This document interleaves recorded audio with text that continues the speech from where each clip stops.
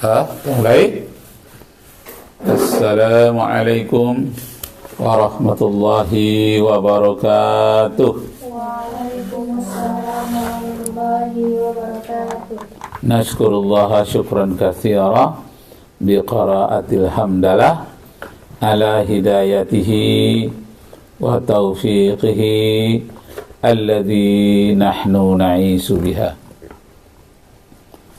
Wa nusalli wa nusallimu ala Muhammadin ala juhdihi wa bazlihi litablighi syara'illah hidayatan lana. Amma ba'du, askurukum syukran jazila ala masa'adatikum bil huduri fi hadzal fasli. Sa'ufassiru alaikum khutbati ala lughatil Indonesia khususan.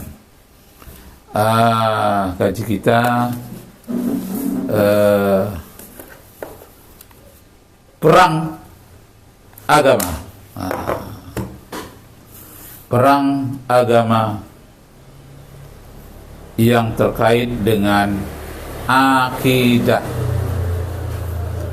Perang agama yang terkait dengan akidah. Karena ada perang agama yang terkait dengan ekonomi. Ada perang agama yang terkait dengan wilayah daerah-daerahnya. Ada perang agama yang terkait dengan akidah. Nah, yang terkait dengan akidah, perang agama seperti yang dilakukan oleh Rasulullah sallallahu alaihi wasallam ketika beliau naik haji, dihalang-halangi oleh orang kafir Makkah. Karena itu masalah akidah, masalah ibadah tidak boleh diganggu. Maka Rasulullah berusaha untuk mempertahankan diri dari hal-hal yang tidak baik, atau orang dari luar datang menyerang kepada Islam. Maka orang Islam harus mempertahankan diri. Boleh berperang untuk mempertahankan diri? Boleh, bahkan diwajibkan berdasarkan firman Allah, wajahidu fi sabilillah bi amwalikum wa anfusikum dzalikum khairul lakum in kuntum ta'lamun.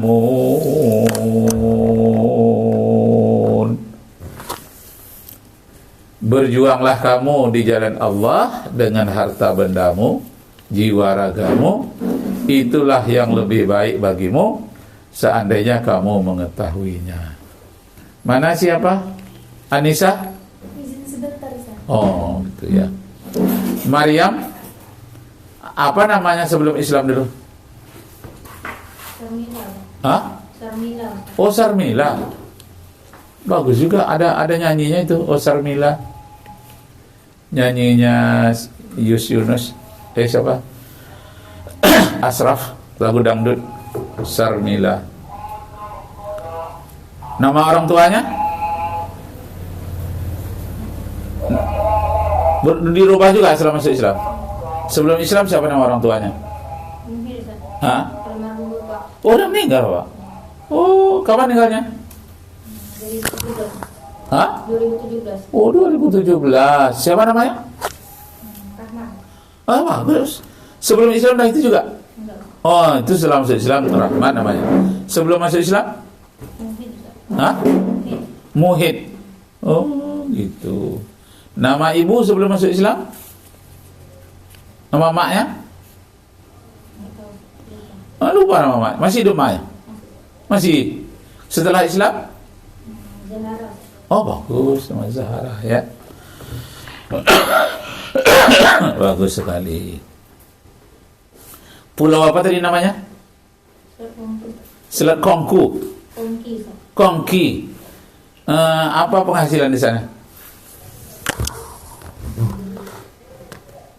Penghasilan di Selat Kongki itu apa? Nelayan. Bertani tak ada? Enggak ada. Ternak tak ada juga? Enggak ada. Itu laut. Khusus nelayan aja. Oh. Pintar-pintar orang sana tuh. Kena banyak makan ikan. Kata orang gitu, kalau banyak makan ikan kita jadi pintar, apalagi ikan laut. Ikan apa yang populer di sana? Banyak. Banyak. Pulaunya masih pulau apa? Dai itu? Enggak, lain lagi pulaunya. Beda. Beda. Besar pulaunya. Kecil Ustaz. Ke- Cuma 14 rumah. Oh. Biasanya kalau 14 rumah itu biasa sering kena angin apa? Angin. Heeh. Yang selatan. Iya. Sering kena angin? Enggak. Oh, terlindung juga. Terlindung oleh Gunung Dai. Jauh dari situ Gunung Dai. Jauh. Jauh ya. Oh gitu. Jadi tidak pernah rumah orang roboh ditiup angin, tidak pernah situ. Oh gitu, aman ya. Pulau apa tadi namanya? Selat Kongki. Ustaz. Selat Kongki. Nama pulaunya? Desa Penaan. Desa? Penaan. Desa Penaan namanya. Oh iya iya. Siapa kawan dari sana? Hah? Tak bisa. Dengan Nisa. Nisa sana juga. Nisa apa juga? Masuk Islam belakangan juga? Enggak? Hah? Enggak, memang dari orang tua. Jadi sekampung? Enggak usah beda. Beda kampungnya? Tak saling kenal di sana? Di sana kenal? Kemarin tinggal sama ibu angkatnya. Oh gitu. Oh jadilah tinggal di sana ya. Oh Masya Allah. Kok sekarang Ustaz baru dikasih tahu? Jadi kalau umur 5 tahun masuk Islam, tak pernah nengok kitab Injil lah dia. Enggak ya. Kena 5 tahun dah masuk Islam. Oh, yalah bagus. Baiklah kita lanjutkan tadi. Apa tadi? Pelajaran kita tentang perang. Agama terkait dengan akidah. Itu perang agama terkait dengan akidah. Dasarnya Al-Quran. Wajahidu fi sabilillah bi amwalikum wa anfusikum zalikum khairul lakum in kuntum ta'lamun. Itu dasar yang pertama. Dasar yang kedua surat Al-Baqarah surat 2 ayat 189. Baca dulu. Ayatnya beserta artinya. 189 dan 190.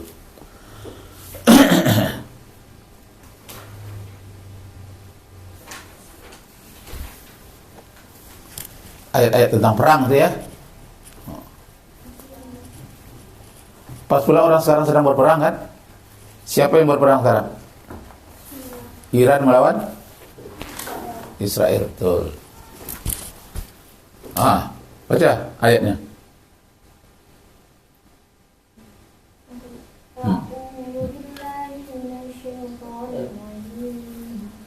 Bismillahirrahmanirrahim.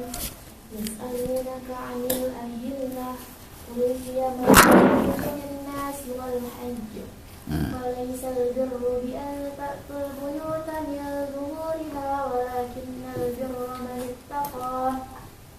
Wa'tul buyuta min abwabiha wattaqullaha la'allakum tuflihun. وقاتلوا في سبيل الله الذين يقاتلونكم ولا تعتدوا إن الله لا يحب المعتدين. Artinya mereka bertanya kepadamu tentang bulan sabit. Katakanlah itu adalah petunjuk waktu pagi, waktu bagi manusia dan ibadah haji, dan bukanlah suatu kebajikan memasuki rumah dari atasnya, tetapi kebajikan adalah kebajikan orang yang bertakwa. Masukilah rumah-rumah dari pintu-pintunya dan bertakwalah kepada Allah agar kamu beruntung, dan perangilah di jalan Allah orang-orang yang memerangi kamu. Itu dalam tanda kutip ya. Perangilah di jalan Allah orang-orang yang memerangi kamu. Itu buat dalam tanda kutip. Terus? Tapi janganlah melampaui batas. Sungguh Allah tidak menyukai orang-orang yang melampaui batas. Nah, itu dia. Jadi yang dilakukan oleh Iran sekarang, ada air nggak? Agak batuk Ustaz sedikit. Air aqua atau air apa? Itu di belakang tuh ya? Itu nggak bagus. Oh nggak bagus. Ambil air aqua aja. Jadi perangilah di jalan Allah orang-orang yang memerangi kamu. Itu dilakukan oleh Iran sekarang terhadap Israel. Karena dia memerangi duluan, lalu dia diperangi pula. Apalagi Iran ini sekarang di belakangnya pertama Pakistan. Pakistan sudah mengirimkan pesawat ke Iran untuk berjaga-jaga dari serangan Israel. Yang kedua Cina. Cina sudah mengirim rudal ya melalui 3 pesawat besar yang tidak terlacak. Sudah datang rudal besar Cina ke Iran. Yang ketiga Kim Jong-un, Korea Utara, sudah menghadapkan peluru nuklirnya ke Israel. Yang keempat Rusia. Rusia itu sekarang itu sudah dekat dengan Islam. Bahkan Putin itu diperkirakan dia sedang belajar Islam. Bahkan ada yang mengatakan dia sudah masuk Islam. Begitulah masalah perang di dunia ini. Makanya berani si Iran itu, karena di belakangnya ada 4 negara yang punya peluru nuklir. Korea Utara punya nuklir, Pakistan punya nuklir, Cina punya nuklir, Rusia punya nuklir juga. Dan orang Rusia itu banyak sekali yang beragama Islam. Terutama yang membantu Putin itu. Nada kuasa. Nada aku ini aja lah ya. Bismillahirrahmanirrahim. Kalian puasa? Enggak kan? Hari ini enggak puasa. Hari Sabtu. Puasa Senin besok ya? Sekali lagi. Bismillahirrahmanirrahim. Ya. Kalau menurut adat di Sumatera Barat, setiap gelas itu harus ada tutupnya. Tapi menurut adat kita sini nggak apa-apa. Kita orang pejuang semua ya. Sudah itu tidak cukup, tutup aja. Ada pula alasnya di bawah. Piring gitu ya. Itu kalau di kampung. Ada nenek mama. Kalau kita ini ya, yang penting bisa minum saja. Oke. Ustaz sampaikan tadi itu, mana tahu nanti kalian mertuanya bisa orang Sumatera Barat atau jalan ke Sumatera Barat mau kasih air sama mertua, tidak boleh gini aja. Terus piringnya terus ada tutupnya, baru silahkan. Terutama untuk tamu. Tapi kalau kita dalam rumah aja enggak, ambil aja. Tapi kalau ada tamu, itu katanya ditutup begitu. Itu yang Ustaz dengar. Kenapa? Karena kita pendakwah ini, juru ceramah, kadang sampai kemana-mana. Kadang-kadang kalau Ustaz kan sampai ke Padang Panjang, di daerah Pandai Sike namanya, perbatasan antara Gunung Merapi, Gunung Singgalang. Dingin sekali, kalipun tengah hari, dingin juga di situ. Situlah Ustaz ceramah dulu selama 1 minggu, 2 kali ke sana. Kabarnya besok ada 1 lagi dia ngundang. Tapi waktu itu Ustaz masih lajang, masih berumur 28 tahun. Kita lanjutkan tadi ya, ayat-ayat tentang wajib perang ya. Ayat-ayat tentang wajib perang. Surat Al-Baqarah ayat 189 dan 190. Perangilah orang yang memerangi kamu. Apa bahasa Al-Qur'annya tuh? Coba lihat. Perangilah orang yang memerangi kamu. Apa bahasa Al-Qur'annya? Waqatilu ya. Qatilu itu artinya bunuhlah atau peranglah. Waqatilu, dan engkau perangilah fi sabilillah, di jalan Allah. Terus apa ujungnya? Lillazina yuqatiluna, yaitu orang-orang yang memerangi kamu. Jadi kalau dia tidak memerangi kamu, tidak boleh. Itulah yang dilakukan oleh Iran.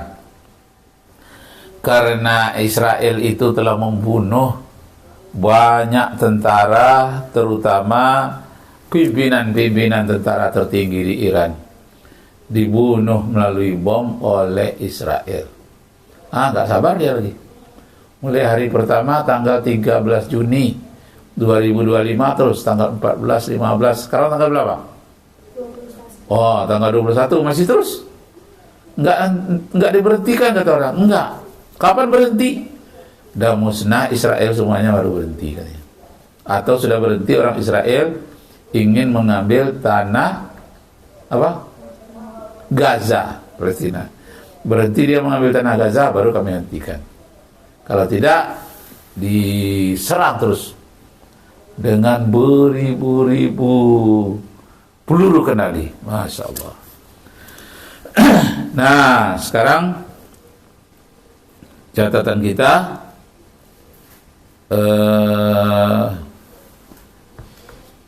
akibat perang nuklir. Catat ya.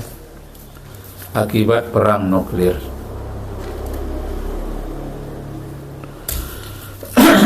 Satu, akan terjadi kelaparan di seluruh dunia.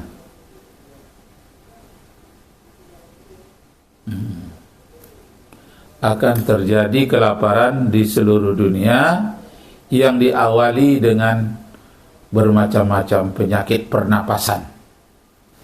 Jadi pernapasan kita tersumbat. Sudah itu kelaparan pula lagi. Itu akibatnya kalau terjadi nanti perang nuklir. Kok kelaparan kita? Ya karena awan-awan gas itu naik ke udara, matahari jadi tertutup oleh awan gelap, kan gandum tidak bisa tumbuh. Semua tumbuh-tumbuhan mati. Akibatnya manusia kelaparan. Itu yang terjadi nanti kalau ada perang nuklir. Kita akan kelaparan karena tumbuh-tumbuhan tidak bisa hidup. Yang kedua, hujan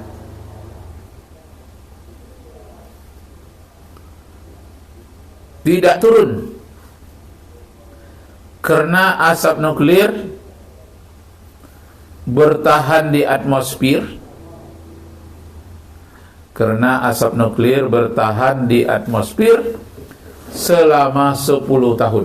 Wah, lama tuh ya, tertutup matahari selama 10 tahun.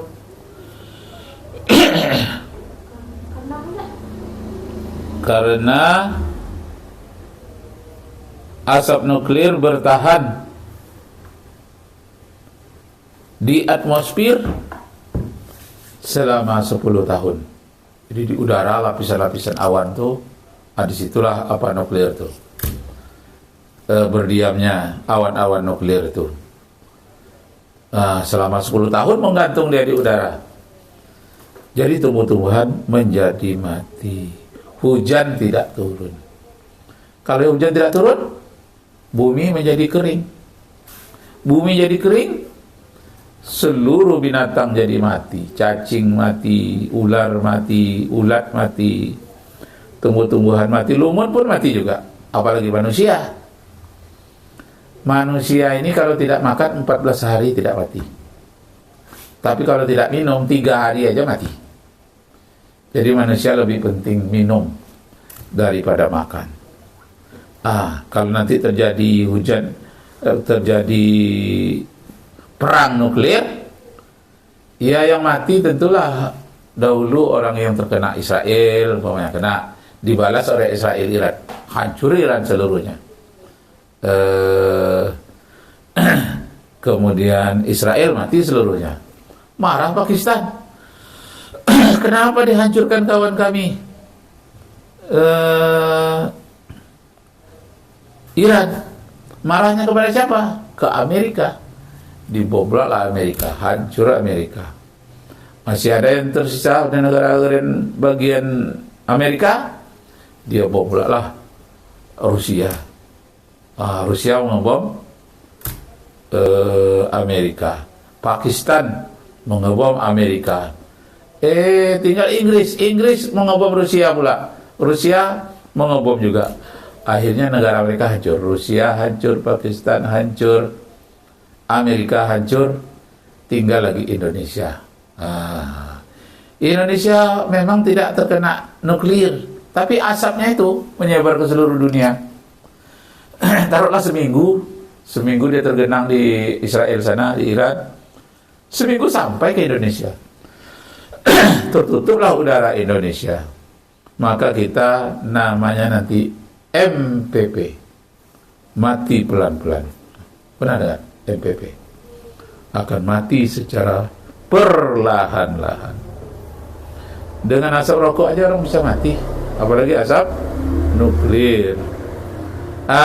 Satu, dua. Yang ketiga lagi, ya. Yang ketiga, asap beracun akan menyebar di negara yang terkena nuklir. Asap beracun akan menyebar di negara yang terkena nuklir. Kemudian beredar pula ke seluruh dunia secara perlahan-lahan. Bersama ya dengan yang tadi. Jadi asap beracunnya itu katanya seperti awan, mulai ke ruang angkasa sampai ke lapisan ozon di atmosfer, dia lama-lama beredar seluruh dunia.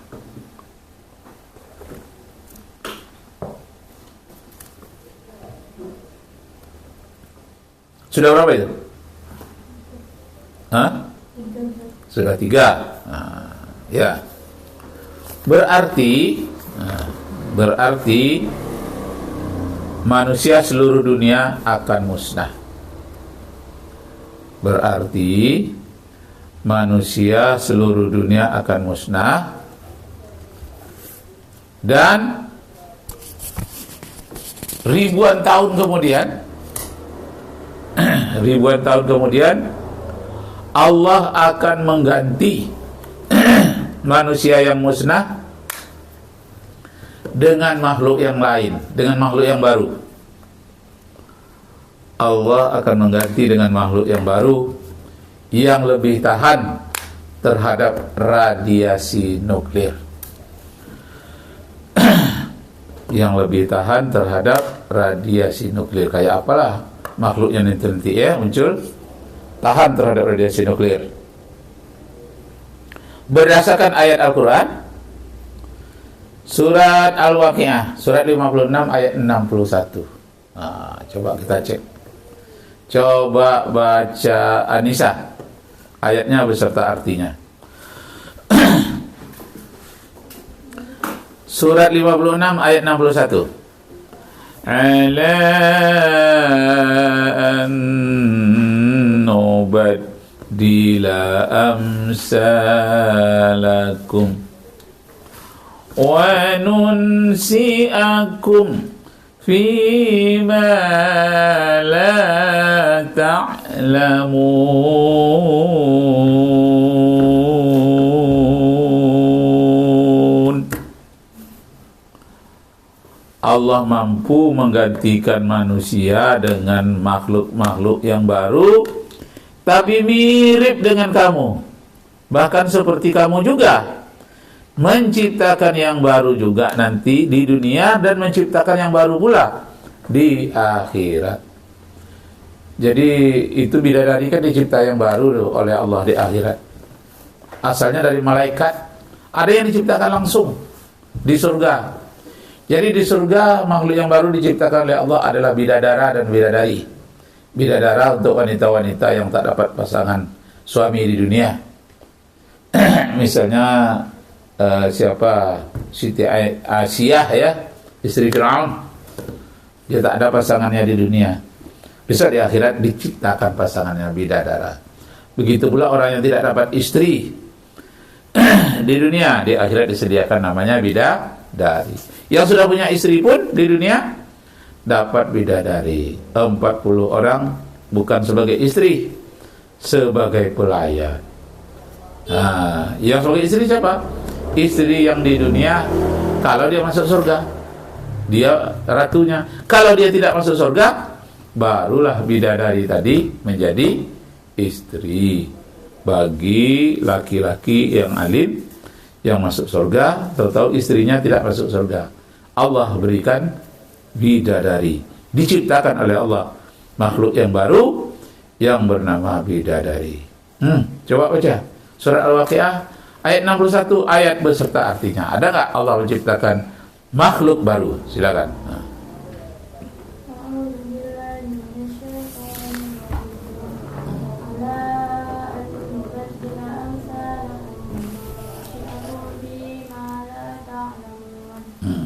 Untuk menggantikan kamu dengan orang-orang yang seperti kamu di dunia dan membangkitkan kamu kelak di akhirat dalam keadaan yang tidak kamu ketahui.